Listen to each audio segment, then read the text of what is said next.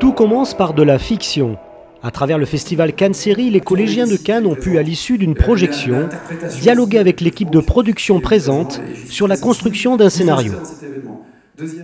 Je pense que nos scénaristes s'inspirent toujours de faits divers qui nous collent à la peau, en fin de compte. Ce qui nous concerne en tant que section de recherche, c'est surtout le développement des faits divers et donc l'adaptation de la réalité à la fiction.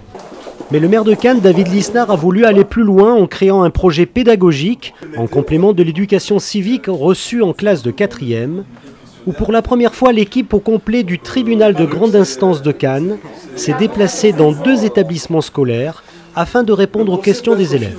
Est-ce qu'on peut filmer un procès ? Oui. Non. Je me réjouis d'être là.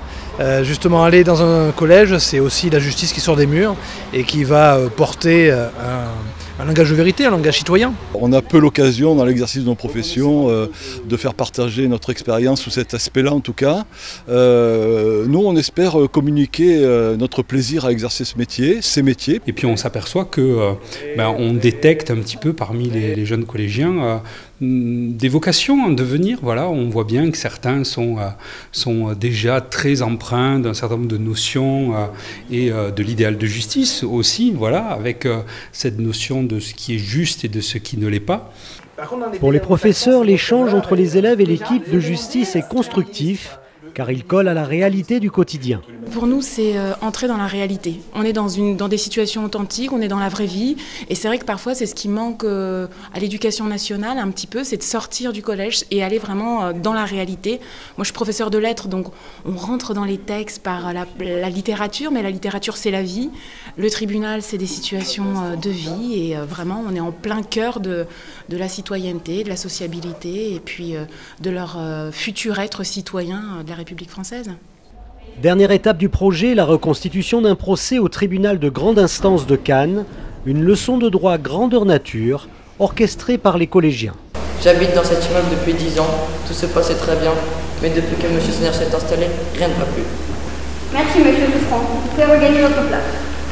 Huissier, faites entrer le second témoin. Nous ne pouvons tolérer que dans une société telle que la nôtre, 2 personnes ne puissent vivre ensemble au sein d'une même communauté. Très sincèrement, je suis très impressionné par la qualité des travaux que l'on vient de voir sur l'écriture à la fois des plaidoiries, des témoignages qui viennent d'être exprimés par les collégiens. Je pense pour le coup que c'est très utile pour eux, que c'est une bonne première approche de l'institution de la justice en général, et en l'occurrence pénale, et que c'est très utile d'un point de vue civique et plus tard citoyen.